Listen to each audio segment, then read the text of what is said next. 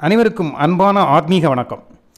மகாபாரதம் நமக்கு தெரியும். அதில் பஞ்சபாண்டவர்களையும் தெரியும், கௌரவர்களையும் தெரியும். அதில் கௌரவர்களில் துரியோதனையும் துச்சாதனையும் அதிகம் பேசியிருப்பாங்க. பாண்டவர்களில் தர்மபுத்திரனையும் பீமனையும் அர்ஜுனனையும் நிறைய பேசியிருப்பாங்க.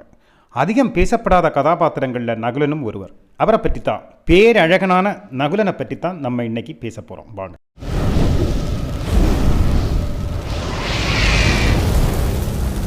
பஞ்சபாண்டவர்களுடைய தந்தை ஆகிய பாண்டு மகாராஜா காட்டில் வேட்டைக்கு போகிறாரு. வேட்டைக்கு போகிற இடத்துல ஒரு மானை அம்பெய்து வீழ்த்துறாரு. அப்போது ஒரு முனிவர் தோன்றி இவரை சபிக்கிறாரு. என்ன சபிக்கிறாருன்னா, இல்லற வாழ்க்கை உனக்கு இல்லாமல் போகட்டும், தாம்பத்திய வாழ்க்கையில் நீ ஈடுபடுவாயானால் நீ மரணத்தை தழுவாய் அப்படின்னு ஒரு சாபம் கொடுக்குறாங்க. இந்த சாபத்தின் மூலமாக இவருக்கு நீ இல்லற வாழ்க்கையும் நடக்காது, தாம்பத்திய வாழ்க்கையும் சாத்தியமில்லை, அதனால் குழந்தை பாக்கியமும் கிடைக்க போகிறதில்லை அப்படிங்கிறத நினச்ச போது பாண்டுவுக்கு ரொம்ப வருத்தமாக இருக்குது. இதை கேட்டுக்கிட்டு நாடு திரும்பின பாண்டு தன்னுடைய அரச வாழ்க்கையை எல்லாமே தன்னுடைய மூத்த அண்ணனான கண்ணு தெரியாத திருதராஷ்டிரர்கிட்ட எல்லாத்தையுமே ஒப்படைச்சிக்கிட்டு தன்னுடைய 2 மனைவிகளாகிய குந்தி தேவியையும் மாதுரி தேவியை அழைச்சிக்கிட்டு காட்டுக்கு கிளம்புறாங்க. காட்டில் அப்படி போயிட்டு இருக்கும்போது இந்த துக்கமும் அவங்க கூடவே நடந்துக்கிட்டு இருக்குது. அந்த நேரத்தில் குந்தி தேவிக்கு மனசில் ஒரு உதயம் தோணுது. குந்தி தேவி அதை கணவனுடைய காதலை சொல்கிறாங்க. அதானது, நான் கல்யாணத்துக்கு முன்னாடி என்னுடைய அப்பாவோட அரண்மனையில் இருக்கும்போது அங்கே வந்த துர்வாசாகர் என்னுடைய பணிவிடைகளில் திருப்தியாகி சந்தோஷப்பட்டு எனக்கு ஒரு மகளாக ஆசிர்வதித்து என்கிட்ட சொன்னாங்க, வாழ்க்கையில் என்னைக்காவது உனக்கு தேவைப்பட்டேன்னா இந்த மந்திரத்தை பயன்படுத்திக்குவோமா அப்படின்னு ஒரு மந்திரத்தை சொல்லி தந்தாங்க. அந்த மந்திரத்தை உச்சரித்து எந்த தேவனை வேண்டுமோ அந்த தேவனுடைய குழந்தையை நாம் ஈண்டெடுக்க முடியும். அதுதான் அந்த மந்திரத்தோட விசேஷம் அப்படின்னு சொல்கிறாங்க. அது மூலமாக நம்ம குழந்தை பெற்றுக்கிடட்டுமா அப்படின்னு சொல்லி குந்தி தேவி பாண்டுகிட்ட கேட்குறாரு. பாண்டு மகாராஜா, ஓஹோ இப்படி ஒரு வழி இருக்கா, சரி நம்மளால் முடியலை, சரி அப்படி ஒரு வாரிசு வருதுன்னா பார்க்கலாம் அப்படின்னு அவர் ஒப்புதல் கொடுக்குறாரு. அந்த ஒப்புதல் மூலமாக குந்தி தேவி முதலில் தர்மதேவனை பஜிக்கிறாங்க. அது மூலமாக தர்மபுத்திரன் பிறக்கிறாரு. 2வது வாயுதேவனை பஜிக்கிறாங்க. அது மூலமாக பீமன் பிறக்கிறாங்க. 3வது இந்திரதேவனை பஜிக்கிறாங்க. அது மூலமாக அர்ஜுனன் பிறக்கிறாரு. இப்படி 3 பேராக சுற்றிட்டு இருந்தவங்களுக்கு 3 குழந்தையும் கிடச்சிருது.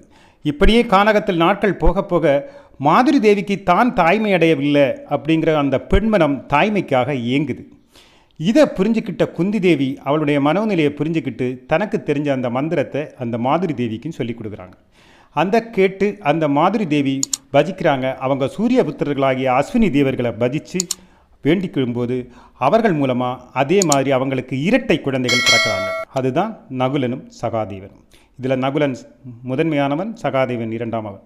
ஆனால் இந்த நகுலனும் சகாதேவன் இருவரும் நல்ல திறமை உள்ளவங்களாக வளர்கிறாங்க. இவங்களுக்கு கால்நடைகளையும் பசு போன்ற மிருகங்களை எல்லாம் கையாள்வதில் சரியான திறன் உள்ளவங்களாக இருக்கிறாங்க.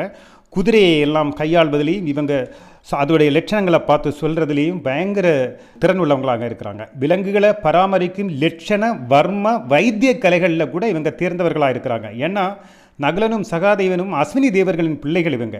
அதனால் மருத்துவ அறிவு இவங்களுக்கு சிறந்ததாக இருக்குது அப்படின்னு சொல்கிறாங்க. இது மட்டும் இல்லை, இவங்க தேவாசுர சர்ப கந்தர்வர்களின் பிதாவாகிய கசிப மகர்ஷியால் உபநயனம் செய்யப்பட்டவர் அப்படின்னு சொல்கிறாங்க. அந்த புண்ணியம் மற்றவங்களுக்கு 3 பேருக்கும் கிடைக்கலைங்கிறது இதுங்க முக்கியம். அது மட்டும் இல்லாமல் இவங்க பாண்டவர் குலகுருவான துரோணர் தான் எல்லாருக்குமே கல்வி கற்றுக் கொடுத்தாங்க. பாண்டவர்களுக்கும் கௌரவர்களுக்கும் துரோணாச்சாரியா. இவங்களுக்கு அவர் மட்டும் இல்லாமல் வியாசர், அதாவது மகாபாரதத்தை எழுதின அந்த வியாசருடைய மகனும் வியாசருடைய சிறந்த சிஷ்யனுமாகிய சுகர் மகர்ஷியிடமிருந்து அஸ்திர சாஸ்திர சம்பிரதாயங்களும் படிப்புகள் எல்லாம் நிறைய இவங்க கற்றுக்கிட்டாங்க. அவர்கிட்ட இருந்து கற்று தேர்ந்துக்கிட்டாங்க. அதனால் அந்த சிறப்பும் நகுலனுக்கும் சகாதேவனுக்கும் உண்டு. பஞ்சபாண்டவர்களில் மிகவும் அழகு வாய்ந்தவன் யாருன்னா அது நகுலன் தான். அதில் எந்த சந்தேகமும் கிடையாது. நகுலன் போர்த்திறம் வாய்ந்தவனும் கூட, சிறந்த வாழ் வீரன். வாழ் சுழற்றில் பெரிய வீரனாக சொல்லப்படுகிறது மகாபாரதத்தில் நகுலனை பற்றி. அப்போது வளர்ந்தாச்சு, வாலிபன் ஆயாச்சு, 5 மனைவியாக பாஞ்சாலி வர்றாங்க. அப்போது பாஞ்சாலியை மனைவியாக ஏற்றுக்கிட்ட நகுலன் சிசுபாலனோட மகளாகிய கரேனமதியையும் மனைவியாக ஏற்றுக்கிட்டாரு. இது மட்டும் இல்லை, அதை தொடர்ந்து பல அரசகுமாரிகளை, பல சிற்றரசர்களின் மகள்களை இவர் கல்யாணம் பண்ணதாக சொல்கிறாங்க. அதில் இவருக்கு சதானிகன், நிரமித்திரன் அப்படின்னு பல பிள்ளைகளும் அப்படியே சொல்லிகிட்டே போகலாம். பல பிள்ளைகளும் இவருக்கு பிறக்கிறாங்க. நிறைய மனைவிகள் இருக்கிறாங்க, நிறைய பிள்ளைகளும் இருந்திருக்காங்கங்கிறது தான் உண்மை. அது நிறைய பேருக்கு மகாபாரத கதை படிக்கிறவங்களுக்கு தெரியறதில்லை. ஏன்னா அதை சரியான முக்கியத்துவம் கொடுத்து சொல்லப்படுறதில்லைன்னு நினைக்கிறேன். சரி, நகுலனுடைய வாழ்க்கை அப்படி இனிதே பெய்யிட்டுருக்கிறாங்க. பல பிள்ளைகளுக்கும் தந்தையானார். போர்க்கலையில் சிறந்தவன் என்கிறதுனால நகுலனுக்கு அதிரதி என்ற பெயரும் உண்டு. நகுலன் போர்த்திறனும் கொண்டவன், வாழ் வீரன். அவர் எப்படிப்பட்ட வாழ்வீரன் அப்படின்னா, இந்திரபிரஸ்தத்தில் ராஜசூய யோகம் நடந்தபோது தர்மபுத்திரன் வந்து நாட்டோட கிழக்கு பிராந்தியத்தில் நடக்கிற ஒரு பிரச்சனையில் படை நடத்தி கொண்டு போகிறதுக்கு தர்மபுத்திரன் ஆணையிடுறாரு நகுலன்ட்ட. நீயே படை நடத்தி கொண்டு சென்று வென்று வா அப்படின்னு தர்மபுத்திரன் அனுப்பி வைக்கிறாரு. நகுலனும் அப்படியே படை நடத்தி சென்று அரசர்களை வென்று அங்கே நகைகளையும் வைர வைடூரியங்களை எல்லாம் எடுத்து ஒட்டகத்தின் மேலே கட்டி வச்சு திருப்பி நாட்டுக்கு கொண்டு வந்து ஒப்படைக்கிறார். அந்த அளவு படை நடத்தி செல்லும் அளவு மிகப்பெரிய வாழ்வீரன் அப்படின்னு தான் சொல்கிறாங்க.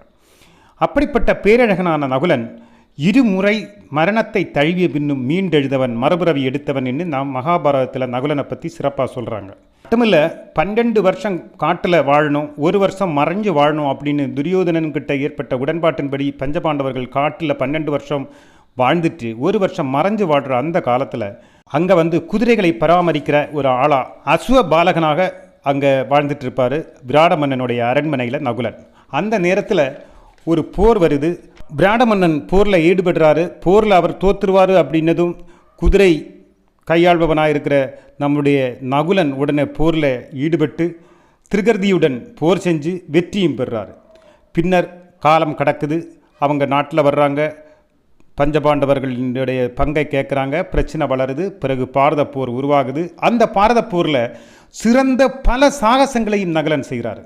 அதில் பல சாகசங்களை செய்து காட்டிய நகுலன் தாய்மாமன் மதுரராஜன் சல்யன், சகுனி, விகர்ணன், துரியோதனன், துரோணன், ரிஷிசேனன் போன்றவர்கள்ட்ட எல்லாத்துமே போர் போடுறாரு. எல்லார் கூடயும் போர் செய்கிறாரு நம்முடைய நகுலன். அப்படி போரிட்டு கர்ணனின் பிள்ளைகளான திரிசேனன், சத்தியசேனன், சுஷேனன் என்கிற மூவரையும் கொல்லவும் செய்கிறாரு. அப்படி தன்னுடைய படையை முன்னோக்கி நகர்த்தி குருஷேத்திரத்தில் வெற்றியை நோக்கி பயணிக்கிறாரு நகுலன். குருஷேத்திர போர் முடியுது. ஆட்சி பாண்டவர்களுக்கு கிடைக்குது. ஆட்சி சிறப்பாக நடக்குது. பிறகு காலமும் சுழன்று எப்போதுமே இது எல்லாம் நடக்கும்போது தர்மபுத்திரனுக்கு நிழலாவே நகுலனும் நகுலனுடைய உறவுகளும் நகுலனுடைய நண்பர்களும் தர்மபுத்திரனுக்கு நிழலாவே இவங்க நடக்கிறாங்க. தர்மபுத்திரனுக்கு எது வேணாலும் செய்கிறதுக்கு தயாராக இருக்கிறாங்க. அப்படி காலமும் நாட்களும் செல்ல ஒரு கட்டத்தில் தர்மபுத்திரன் இனி இந்த அரச வாழ்க்கையும் உலக வாழ்க்கையும் எல்லாம் முடிவுக்கு கொண்டு வரணும், நம்ம வந்து இனி அடுத்த கட்டத்துக்கு போகணும் அப்படின்னு அவர் கிளம்பும்போது 4 தம்பிகளும் மனைவியும் கூட கிளம்புறாங்க. தர்மபுத்திரனை பின்தொடர 4 பேரும், பிறகு மனைவி, அடுத்தொரு நாய்.